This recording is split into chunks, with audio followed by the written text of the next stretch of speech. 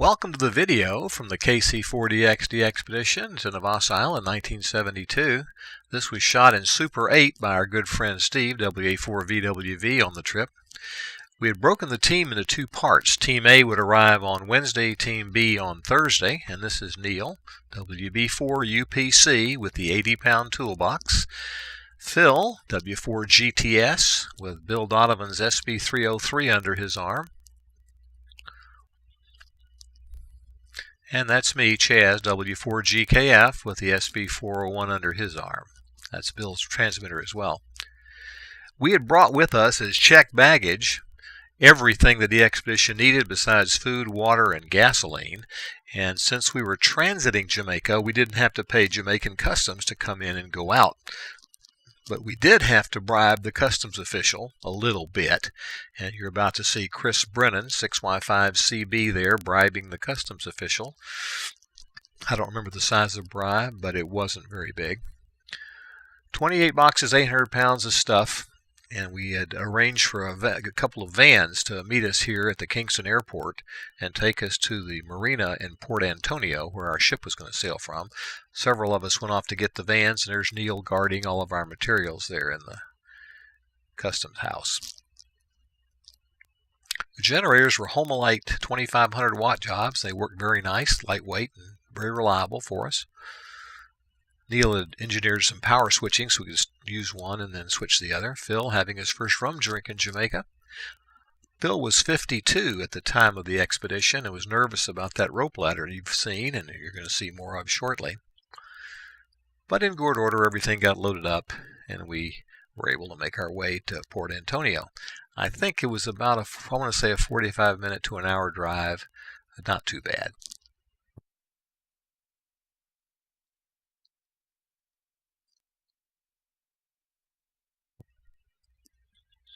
You all know about the lighthouse on Navassa Island by now. We were anxious to see it. This one that's coming up here shortly isn't it. So we reached the port in good hands and got everything unloaded and loaded onto the boat. We'd never seen the boat at this time, so we said, oh my God, please tell me that isn't it. And it wasn't. This is it. 41 foot Hatteras sports fisherman, 10 passengers and a crew of 3. Nobody told me to think about 13 on the boat at the time. I'm glad I didn't.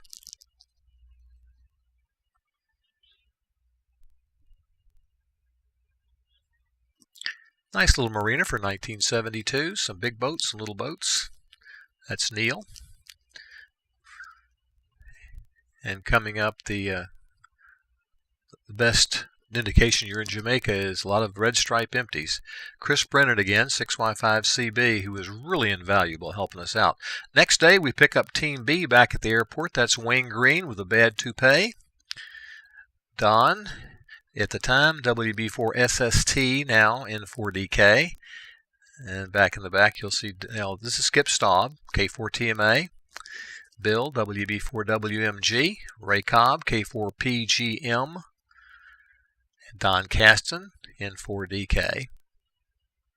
And here comes Rick Feld, K3FPY, who all of his possessions were in a yellow box marked bomb-tossing computer on the side and didn't bother the customs guys so much.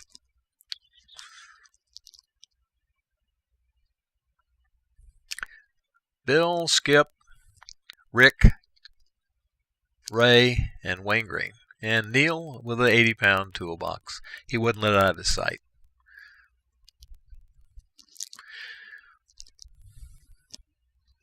So the afternoon before we sailed at midnight, we all got together for beers. You'll see Phil Latta walking in right there, W4GTS. We had forgotten left him at the airport. He had to take a taxi out to Port Antonio. Don't know how that happened. I guess 10 people is like wrangling ducks. We sailed at midnight, so it's pretty dark, no pictures, and this is the next morning. This is a 41-foot boat in 8-foot seas, and I've edited out all the examples of me puking over the rail. There were many. Some people slept in the cabin below, and some of the more intrepid spent their time on the flying bridge, which made no sense to me since that was the most motion you could possibly get, but they did it. You saw a moment ago Neil Stone loading up on 20 meters on the boat. And we're there. 40-foot cliffs surrounding the island on all sides, and shortly you'll see, there it is, the rope ladder that hangs off the catwalk. That is to say, hung, it's gone now. Those are man-of-war birds. Now this is a wildlife refuge, chiefly because that's the largest nesting place for man-of-war birds in the world. So what happens, see, is you get in this little 8-foot boat in these 8-foot seas, and you row 50 yards or so, and that's me in the middle of that boat about to jump onto the rope ladder and scurry up to dry land for the first time in 12 hours, and boy, was I happy to be there. I carried with me a small wrench, a U-bolt, a small pulley, and a length of line, and we used that for hauling everything out of the dinghy up the line. The 800 pounds of stuff we brought, plus another 1,000 pounds of gasoline, food, water, and so forth.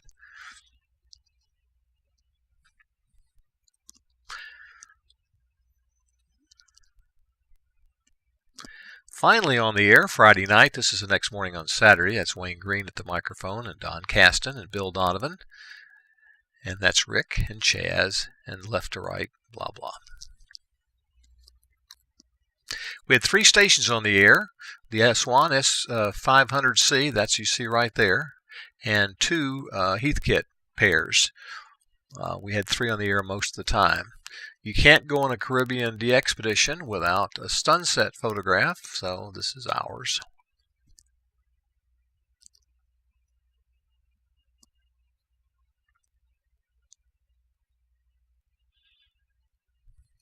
That's a Hustler 4BTV that we used on 40 meters and 20 sometimes when the beam wasn't working right. We had time on Saturday to explore the island a little bit. The hike from the landing where we were down near the rope ladder was quite a hike up to the lighthouse, which you're going to see in just a moment. This is Bill harvesting little spikes out of the railroad that he gave to everybody as mementos, or as what Neil Stone would call momentums of the occasion. This is our first scene shot of the lighthouse coming up the way, and down here on the right you'll see me kneeling taking the picture at that moment that was used on the QSL card, which hopefully you have. There's lighthouse, all 162 feet of it. It was at this time unmanned, battery operated, serviced by the Coast Guard, and since has been decommissioned altogether. Number of buildings, walls, and that's about it at the base. This is the entrance to the lighthouse, chained shut. We didn't go in. I understand later expeditions did. And this is, I think, the lighthouse keeper's quarters. That's a cistern in the water collecting fresh water, in the floor collecting fresh water.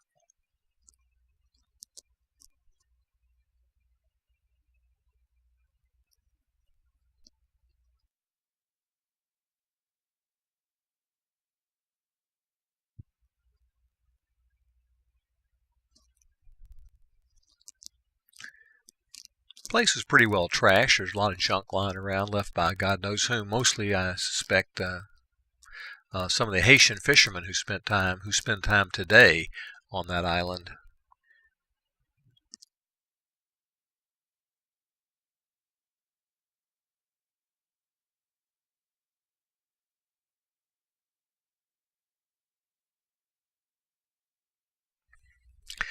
That was a goat skull that you saw back there, and that's the world's deepest 3-hole privy, and place where we scrawled our names, our call signs on the wall. Had to do it twice because whoever was scrawling, I think it was Skip, scrawled Bill's call sign wrong and had to scratch it out. There it is, and do it correctly. Also, I noticed that Rick's call is wrong. That it has always been wrong. K3FPY is his call. More man-of-war bird.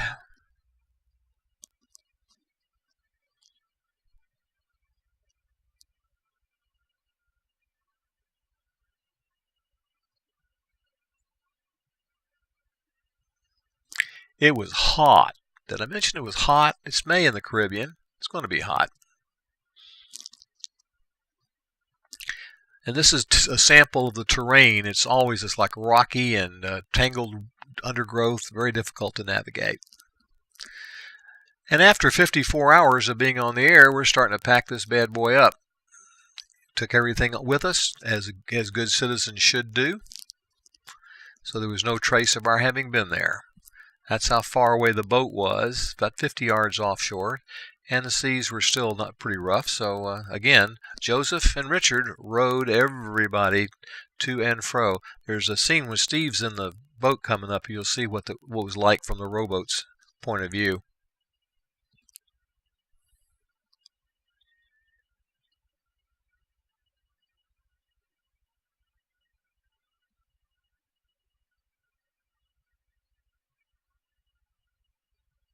That's Steve, WA4VWV, who's now a silent key, and also Phil is an SK now. And this is Don Caston. Watch his hat and watch him fall down. Whoop, there he's gone.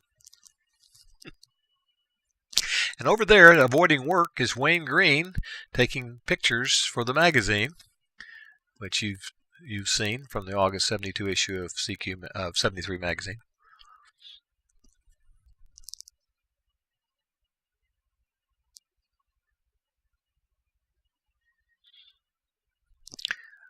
Offloading all this stuff was a lot easier than bringing it on the island in the first place. That's Richard doing the work and Joseph there in the boat, and Neil Stone taking the cots together, and this is me coming down the rope ladder for the last time, perhaps, certainly forever, using the approved down the edge approach to keep the rope ladder from swinging out from under your feet. And these are from Steve in the dinghy on the way back to the boat. And yes, the boat does seem to vanish a little bit from time to time. Yes, not as bad as it was coming, but still significant.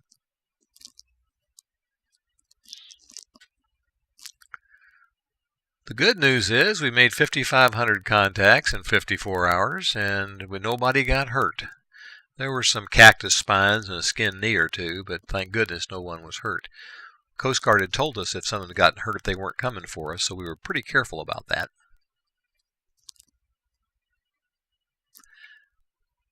So you can see what the water was like from the boat. And there's our last view of the lighthouse as we sail away. It's still 12 hours back to Jamaica, so with no pressure of making radio contacts, Bill decided he'd fish.